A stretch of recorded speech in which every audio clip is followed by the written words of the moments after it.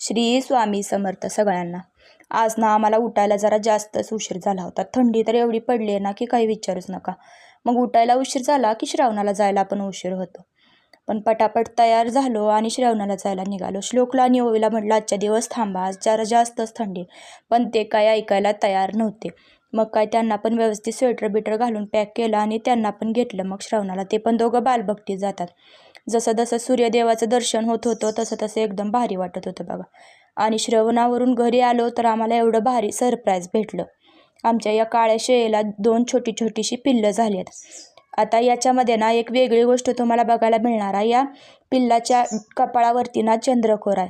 ती काय मला आता व्यवस्थित एवढा व्हिडिओ काढायला आला नाही. मी तुम्हाला जरा मोठं झालं ना मग व्यवस्थित दाखवेन. आणि ही दोन्ही पण मुलं आहेत बरं का.